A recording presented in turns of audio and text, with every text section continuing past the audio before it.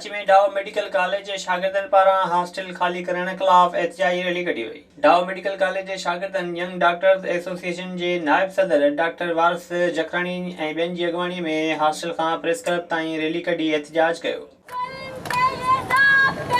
हम नहीं हैं मानते, हम नहीं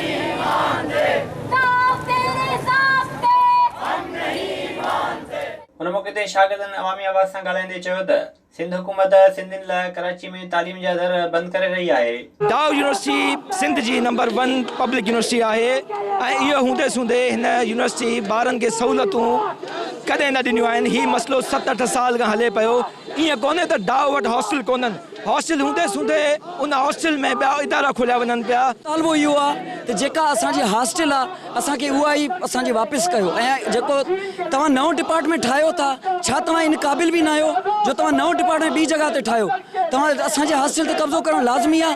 छा इहो तव्हां इहो चाहियो था त ग़रीब शागिर्दनि जो कराची अचणु बंदि थी वञे? इहो असांजी डिमांड आहे। असांजो इहो मुतालबो इहो आहे त असांजूं टई बिल्डिंगूं IPMR जे कब्ज़े खां ख़ाली करायूं वञनि ऐं असां जेके डाउ मेडिकल कॉलेज जा स्टूडेंट आहियूं, जेके उनजा राइटफुल ऑनर आहियूं, असांखे वापसि ॾिनी वञे ऐं उन्हनि खे पंहिंजो बंदोबस्तु पाण करणो आहे। एक तो ये मुतालबा है कि वो हॉस्टल स्पेस को बढ़ाया जाए, उनको बाकायदा जितनी स्पेस की ज़रूरत है स्टूडेंट्स को उतना हॉस्टल तामीर किया जाए और जो इनके पास फ़िलहाल हॉस्टल है उनसे ना छीना जाए। बजाय इन जे असांखे जेको हॉस्टल प्रोवाइड कनि असांखे प्रॉपर हिकिड़ी सहूलियत हुजनि।